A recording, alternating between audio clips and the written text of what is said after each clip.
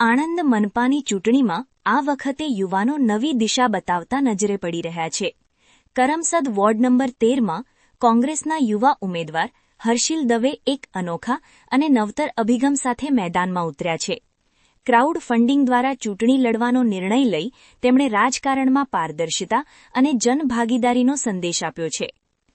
Karamsad Anand મનપાના ward number 13માં કોંગ્રેસના યુવા અને બ્રિટિશ કોલર ઉમેદવાર હર્ષિલ દવે દ્વારા ઉમેદવારી નોંધાવવામાં આવી છે, પરંતુ આ ઉમેદવારી સાથે જ તેઓએ એક નવો ચીલો ચાતર્યો છે. મતદારોના સહયોગથી મતદારોના પૈસે ચૂંટણી લડવાનો નિર્ણય લઈ તેમણે પરંપરાગત રાજકારણને નવી દિશા આપવાનો પ્રયાસ કર્યો છે. ક્રાઉડ ફંડિંગ જેવા અભિગમ દ્વારા હર્ષિલ દવે સીધા જ મતદારો સુધી પહોંચવાનો પ્રયાસ કરી રહ્યા છે. તેમના મતે જે દાતા સહયોગ આપે છે તે માત્ર આર્થિક સહયોગ નહીં, પરંતુ વિશ્વાસ અને મતનો આધાર પણ છે. આ અભિગમ પારદર્શિતા, જવાબદારી અને જનસંપર્કને મજબૂત બનાવે છે. અગાઉ પણ કેટલાક નેતાઓએ આ મોડેલ અપનાવી સફળતા મેળવી છે અને હવે આણંદમાં યુવા નેતા હર્ષિલ દવે આ નવતર અભિગમ સાથે જીતનો વિશ્વાસ વ્યક્ત કરી રહ્યા છે. ત્યારે જોવું રહ્યું કે મતદારો આ નવી રાજકીય દિશાને કેટલું સ્વીકાર આપે છે. મારું નામ હર્ષિલ દવે છે અને હું કોંગ્રેસનો વોર્ડ નંબર 13નો ઉમેદવાર છું.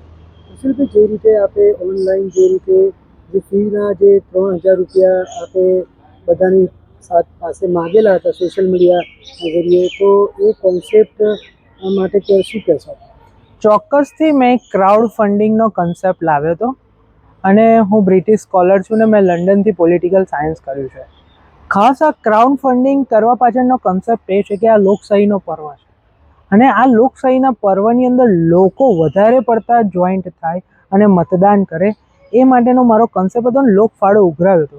આ લોકફાળા થકી હું લોકો સાથે પહોંચી શકું, સાથે સાથે મારા મનની અંદર ભ્રષ્ટાચારનો રંગ ના લાગે, રંજ ના લાગે અને એવા વિચાર ના આવે, કારણ કે મને જનતા જનાર્દને ચૂંટણી લડવા માટે રૂપિયા આપ્યા છે, તો હું એ ના કરી શકું, રંજ ના ચડે, એટલા માટે ખાસ આ ક્રાઉડ ફંડિંગનો આપણે કન્સેપ્ટ લાવ્યા હતા અને એમના જે વિકાસના કાર્યો છે ચૂંટણી આવ્યા પછી એ આપણે પૂરજોશની અંદર કરીએ એવી આશા સાથે આ ક્રાઉડ ફંડિંગ લાવ્યો હતો.